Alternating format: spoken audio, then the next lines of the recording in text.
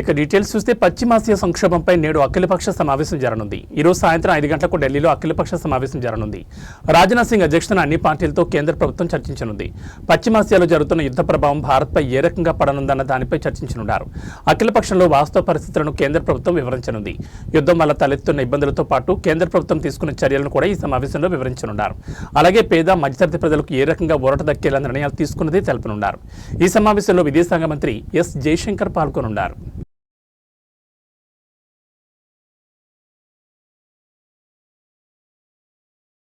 Andhra Pradesh deputy CM Pawan Kalyan సినిమాలో నటించకుండా నిలువరించాలని దాఖలైన పిటిషన్ను న్యాయస్థానం బుధవారం కొట్టివేసింది. దీంతో ఆయనకు ఏపీ హైకోర్టులో పెద్ద ఊరట లభించింది.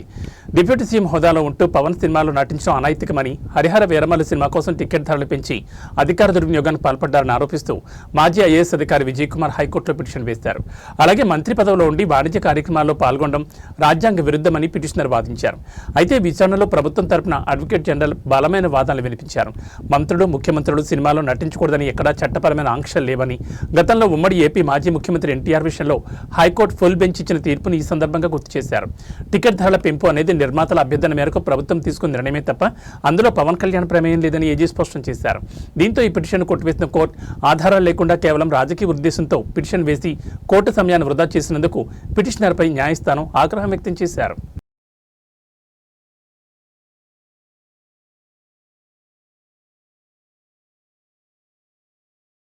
Moinabad farm house drugs party కాల్పుల కేసుకు సంబంధించి నిందితులను ప్రత్యేక దర్యాప్తు సంస్థ అధికారులు 2వ రోజు బుధవారం కస్టడీలోకి తీసుకున్నారు. ఈ సందర్భంగా వారికి పోలీసులు పలు ప్రశ్నలు సంధించే అవకాశం ఉందని తెలుస్తోంది. 2వ రోజు విచారణలో భాగంగా మొయినాబాద్ ఫామ్ హౌస్లోని వీరిని విచారించనున్నట్లు సమాచారం. మొదటి రోజు మంగళవారం కస్టడీలో భాగంగా ఉదయం 6 గంటల నుంచి రాత్రి 7 గంటల వరకు ఈ కేసులో నిందితులు రోహిత్ రెడ్డి, రితీష్, నమీష్ శర్మలను సిట్ విచారించింది. ఈ విచారణ సందర్భంగా నిందితులపై సిట్ ప్రశ్నల వర్షం కురిపించిందని తెలుస్తోంది. తొలుత ఈ ముగ్గురిని వేర్వేరుగా ఉంచి సిట్ అధికారులు విచారించారు. ఈ సందర్భంగా డ్రగ్స్ పెడ్లర్తో తనకు ఎలాంటి సంబంధం లేదని సిట్ అధికారులతో రోహిత్ రెడ్డి వాదించారు. ఈ నేపథ్యంలో గతంలో డ్రగ్స్ పెడ్లర్లతో వాట్సాప్ కాల్స్, నగదు బదిలీలకు సంబంధించిన లావాదేవీలను వారు చూపించడంతో మాజీ ఎమ్మెల్యే పైలట్ రోహిత్ రెడ్డి మౌనం వహించారు. ఆ తర్వాత ముగ్గురిని ఒకే చోటు నుంచి సిట్ అధికారులు విచారించారు. మద్యం మత్తులోనే తాను కాల్పులు జరిపారని ఈ సందర్భంగా వారికి నమీష్ శర్మ తెలిపారు. పోలీసుల వైపు గన్ ఫైర్ చేయాలని తాము నమీష్ శర్మకు ఆదేశాలు ఇవ్వలేదని రోహిత్ రెడ్డితో పాటు అతడి సోదరుడు రితీష్ వెల్లడించారు. మత్తులోనే విచక్షణ కోల్పోయి నమీష్ శర్మ గన్ ఫైర్ చేశాడని రోహిత్ రెడ్డి సోదరులు సిట్ అధికారులకు వివరించారు.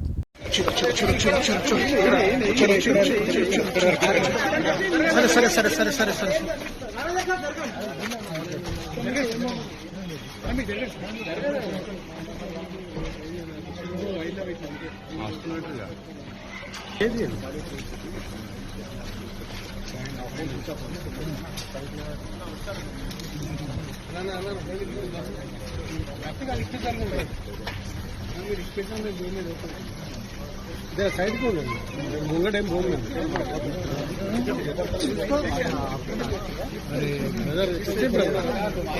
మీరు అడ్డం ఉంటే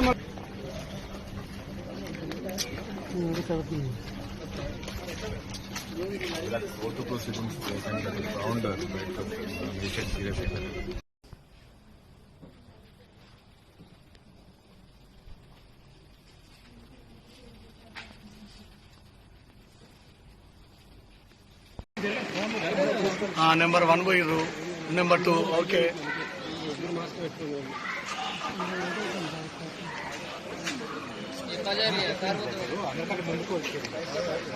వెళ్ళమన్నా మీరేం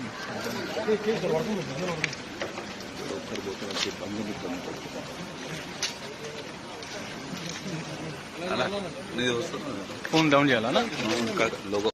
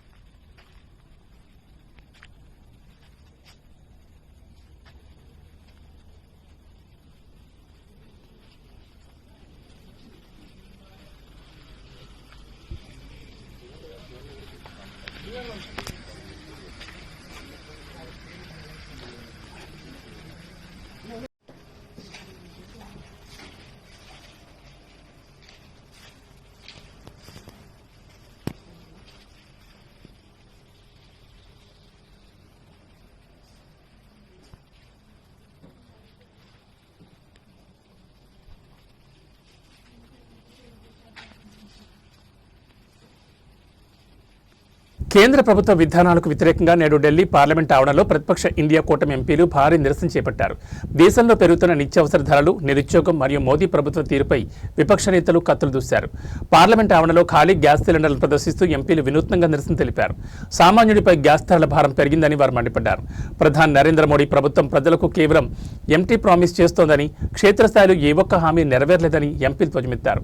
పెరిగిన నిత్యావసర వస్తువుల ధరలు, పెట్రోల్, డీజిల్ రేట్లపై ప్రకార్లు చేతబూని నినదించారు. బీజేపీ హటావో, దేశ్ బచావో అంటూ నినాదాలతో పార్లమెంట్ ప్రాంగణం హోరెత్తిపోయింది. దేశంలో యువతకు ఉద్యోగ అవకాశాలు కల్పించడంలో కేంద్రం పూర్తిగా విఫలమైందని విపక్ష నేతలు ఆరోపించారు.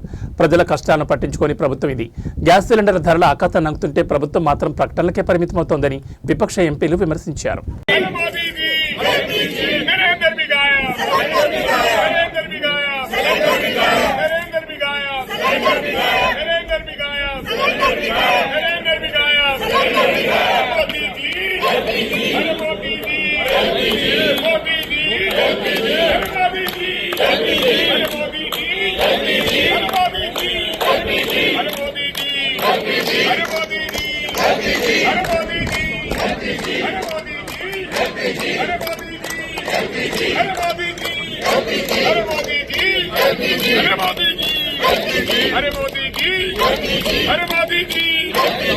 తెలంగాణ రాష్ట్రంలో గత కొద్ది రోజులుగా కలకలం రేపుతున్న పెట్రోల్, డీజిల్ కొరత వార్తలపై కేంద్ర హోంశాఖ సహాయ మంత్రి బండి సంజయ్ కుమార్ ఇవాళ కీలక ప్రకటన చేశారు.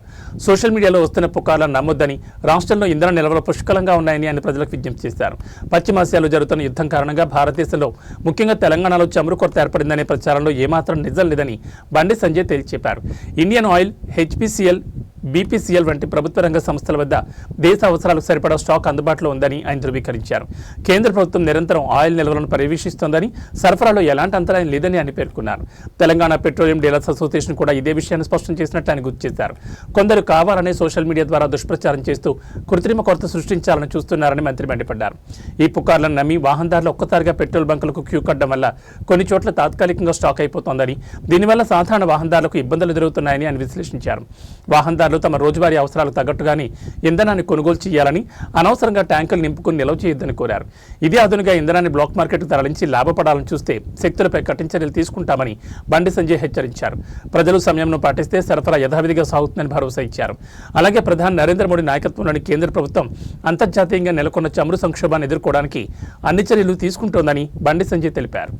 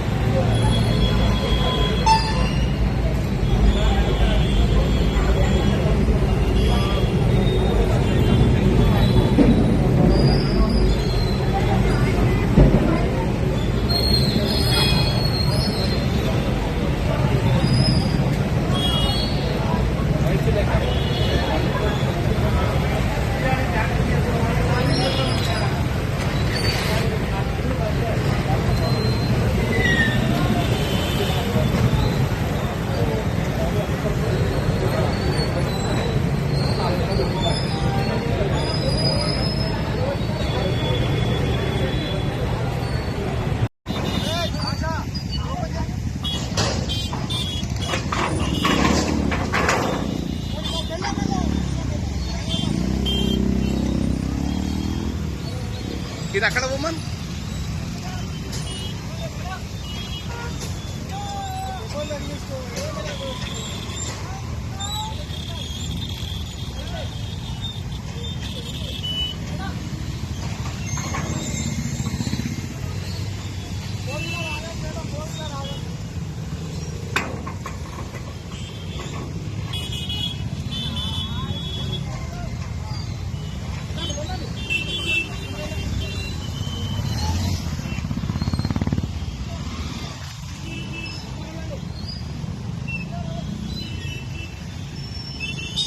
ఈ కాలంలో నిలకలగొట్టే తెలంగాణ శాసనసభలో నేడు ఆసక్తికర సన్నివేశం చోటు చేసుకుంది. సొంత ప్రభుత్వంపైనే స్పీకర్ గడ్డం ప్రసాద్ కుమార్ అసహనం వ్యక్తం చేశారు.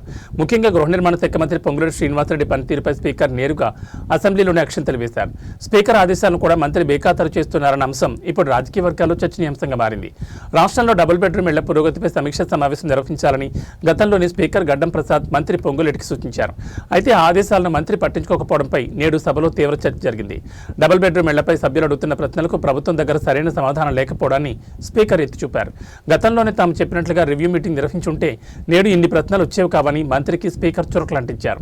కనీసం ఇప్పటికైనా సభ ముగిసిన తర్వాత తక్షణమే సమీక్షా సమావేశం ఏర్పాటు చేయాలని, పెండింగ్లో ఉన్న ఇళ్ల వివరాలను వెల్లడించాలని మంత్రిని స్పీకర్ గట్టిగా ఆదేశించారు. గౌరవ మంత్రి గారు, సభలో ఉన్న గౌరవ సభ్యులందరూ అధికార పక్షం కానీ ప్రతిపక్షాలు కానీ అందరూ ఈ క్వశ్చన్ అడగాలనుకుంటున్నారు. మీకు ఇంతకుముందు సెషన్లో కూడా నేను సూచించినాను, అందరిని పిలిచి ఒక రివ్యూ మీటింగ్ ఇక్కడనే అసెంబ్లీలో పెట్టమని చెప్పేసి. మీరు పెట్టినంటే ఈ అవకాశం దొరకకుండే. ఈసారైనా అసెంబ్లీ కాగానే తప్పకుండా అందరినీ పిలిచి ఒక రివ్యూ మీటింగ్ కంపల్సరీ పెట్టాలని చెప్పేసి మీకు కోరుకుంటూ. భాగ్యనగరం పెట్రోల్ టెన్షన్తో వణికిపోతోంది. ఒక్కసారిగా నగరంలోని పెట్రోల్ బంకులని వాహనదారులతో కిక్కిరిసిపోయాయి. దీనికి కారణం అంతర్జాతీయంగా నెలకొన్న యుద్ధ మేఘాలు. రానున్న రోజుల్లో పెట్రోల్, డీజిల్ కొరత ఏర్పడుతుందన్న ఊహాగానాలు, సోషల్ మీడియాలో వస్తున్న కథనాలు నగరవాసులను ఆందోళన గురిచేస్తున్నాయి. హైదరాబాద్లోని దాదాపు ప్రతి బంకు వద్ద కిలోమీటర్ల మేర వాహనాలు బారులు తీరాయి. తెల్లవారుజాము నుంచి వాహనదారులు తమ వాహనాల ట్యాంకులను ఫుల్ చేయించుకోవడానికి క్యూ కడుతున్నారు. అసలు ఇంధన కొరత ఉందా లేదా అన్నది స్పష్టత లేకపోయినా భవిష్యత్తులో దొరకదేమోనన్న భయంతో జనం ఎగబడుతున్నారు. ముఖ్యంగా అమీర్పేట నుంచి యూసఫ్గూడ వైపు వెళ్లే ప్రధాన రహదారిని గమనిస్తే అక్కడ పరిస్థితి అత్యంత దారుణంగా తయారైంది. రోడ్డుకి ఇరువైపులా ఉన్న పెట్రోల్ బంకుల వద్ద వాహనాలు అడ్డదిడ్డంగా నిలపడంతో సాధారణ ప్రయాణికులు తీవ్ర ఇబ్బందులు పడుతున్నారు. అమీర్పేట్ మైత్రివనం నుంచి మొదలై యూసఫ్గూడ చెక్ పోస్ట్ వరకు ట్రాఫిక్ పూర్తిగా స్తంభించిపోయింది. గంటల తరబడి వాహనదారులు ఎండలో ట్రాఫిక్ జామ్లో చిక్కుకుపోయి నరకం చూస్తున్నారు. ప్రభుత్వం లేదా ఇంధన సంస్థలు దీనిపై స్పందించాల్సిన అవసరం ఎంతైనా ఉంది. సోషల్ మీడియాలో వస్తున్న వార్తలు నిజమా కాదా అన్నది ప్రజలకు స్పష్టం చేయకపోతే ఈ రద్దీ మరింత పెరిగే అవకాశం ఉంది. దయచేసి వాహనదారులు సంయమనం పాటించాలని, కేవలం వదంతులు నమ్మి ఆందోళన చెందొద్దని అధికారులు కోరుతున్నారు.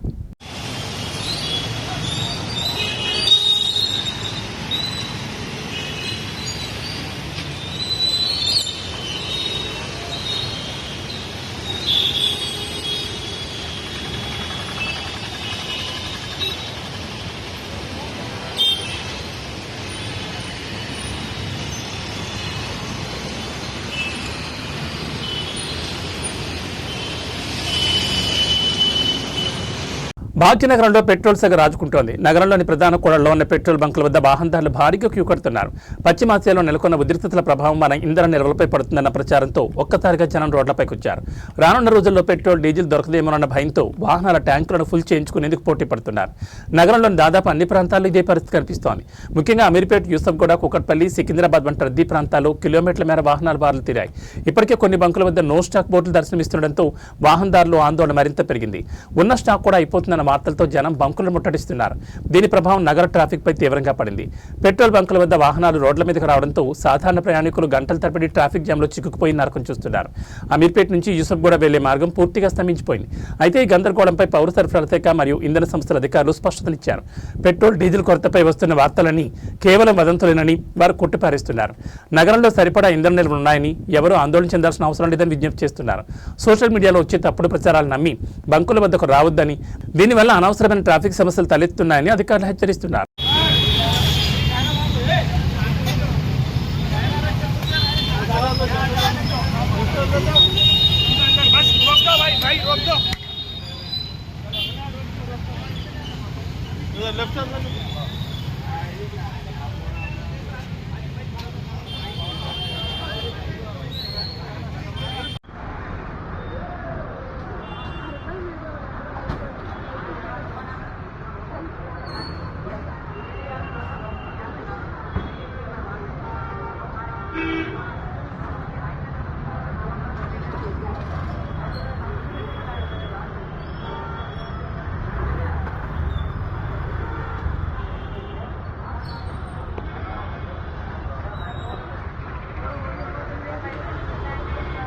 తెలంగాణ రాష్ట్రంలో ఇంధన కొరత ఉందనే ప్రచారం పూర్తిగా అవాస్తవమని తెలంగాణ పెట్రోలియం డీలర్స్ అసోసియేషన్ కీలక ప్రకటన చేసింది.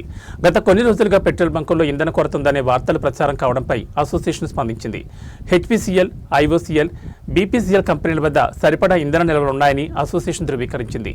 రాష్ట్రంలోని అన్ని పెట్రోల్ బంకుల్లో ఇంధనం అందుబాటులో ఉందని, ఎటువంటి ఇబ్బంది లేదని స్పష్టం చేసింది. విపరీతమైన రద్దీ కారణంగా కొన్ని బంకుల్లో తాత్కాలికంగా ఇంధన కొరత ఏర్పడిందని, దీన్ని ఇంధన కొరతగా భావించొద్దని అసోసియేషన్ తెలిపింది. వినియోగదారులు పుకార్లను నమ్మొద్దని, ఆందోళన చెందొద్దని విజ్ఞప్తి చేసింది. ఇంధనం దొరుకుతున్న భయంతో బంకుల వద్ద క్యూ కడుతున్నారని, నిల్వలుంచుకునేందుకు ముందస్తు కొనుగోలుతో ఇబ్బంది ఏర్పడుతోందని అసోసియేషన్ తెలిపింది.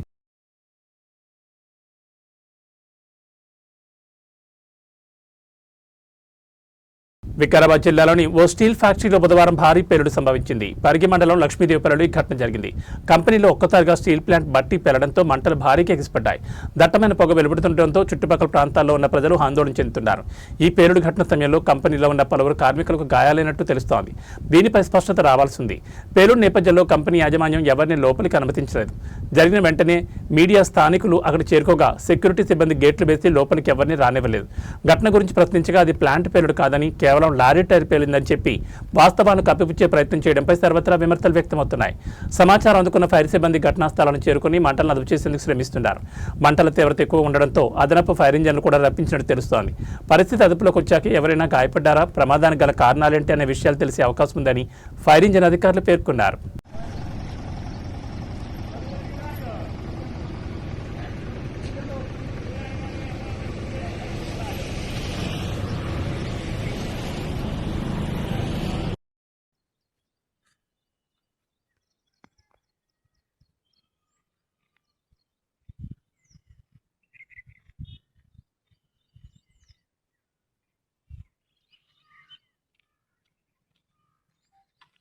క్లియర్ వచ్చింది.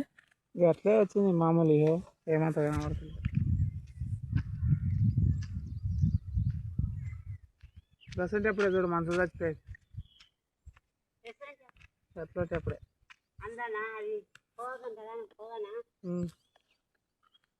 సిలిండర్ బుకింగ్ రూల్స్ ను మరింత ఆయిల్ కంపెనీలు కఠినతరం చేశాయి. డబుల్ సిలిండర్ ఉంటే 35 రోజుల తర్వాత రీఫిల్ బుకింగ్ ఉంటుందని తెలిపారు. ఉజ్వల కనెక్షన్ ఉన్న వారికి 45 రోజుల తర్వాత బుకింగ్ అనుమతిస్తూ చమురు సంస్థలు నిర్ణయం తీసుకున్నాయి. సింగిల్ సిలిండర్ ఉన్న వారికి మాత్రమే 25 రోజులకే బుకింగ్ చేసుకునేందుకు వీలు కల్పిస్తూ చమురు సంస్థలు నిర్ణయం తీసుకున్నాయి. గడువు తేదీకి ముందే సిలిండర్ బుక్ చేస్తే ఆటోమేటిక్గా బుకింగ్ రద్దవుతుందని ప్రకటించారు. PMUY వినియోగదారులకు సిలిండర్ బుకింగ్ గడువు 45 రోజులకు పెంపుదల చేస్తూ నిర్ణయం తీసుకుంది. పట్టణ, గ్రామీణ ప్రాంతాలకు నిబంధన వర్తింపు చేశారు. పశ్చిమాసియా యుద్ధంలో పెను సంచలనం నమోదైంది. ఇరాన్తో జరుగుతున్న పోరులో అమెరికాదే పైచేయి అని ఆ దేశ అధ్యక్షుడు డొనాల్డ్ ట్రంప్ అధికారికంగా ప్రకటించారు. ఇరాన్ రక్షణ వ్యవస్థలను అమెరికా దళాలు సమూలంగా తుడిచిపెట్టేశాయని, ఆ దేశం ఇప్పుడు పూర్తిగా అమెరికా గుప్పెట్లోకి వెళ్లిందని ఆయన సంచలన వ్యాఖ్యలు చేశారు. అమెరికా సైనిక పాఠవం ముందు ఇరాన్ మోకరిల్లిందని ట్రంప్ ధీమా వ్యక్తం చేశారు. ఇరాన్ గర్వకారణంగా భావించే నావికాదళం, అత్యాధునిక వాయుసేనతో పాటు ఆ దేశ కమ్యూనికేషన్ వ్యవస్థలను అమెరికా క్షిపణులు పూర్తిగా ధ్వంసం చేశాయని ఆయన పేర్కొన్నారు. ప్రస్తుతం ఇరాన్ గగనతలంలో అమెరికా యుద్ధ విమానాలు ఎటువంటి అడ్డంకులు లేకుండా స్వేచ్ఛగా విహరిస్తున్నాయని, ఇరాన్ నాయకత్వం ఇప్పుడు దిక్కుతోచని స్థితిలో ఉందని ట్రంప్ వెల్లడించారు. ట్రంప్ చేసిన ఈ ప్రకటనతో ప్రపంచ దేశాలు ఒక్కసారిగా ఉలిక్కిపడ్డాయి. ఇరాన్ రక్షణ కవచం పూర్తిగా చిన్నాభిన్నమైందని, అక్కడి కమాండ్ అండ్ కంట్రోల్ సెంటర్లు ఇప్పుడు అమెరికా అధీనంలో ఉన్నాయని వైట్ హౌస్ వర్గాలు చెబుతున్నాయి. ఇరాన్ మిలిటరీ శక్తిని నిర్వీర్యం చేయడం ద్వారా పశ్చిమాసియాలో తమ ఆధిపత్యాన్ని అమెరికా మరోసారి చాటుకుంది. అయితే ఈ పరిణామాల నేపథ్యంలో చమురు ధరలు పెరిగే అవకాశం ఉండడంతో ప్రపంచవ్యాప్తంగా ఆందోళన వ్యక్తమవుతోంది.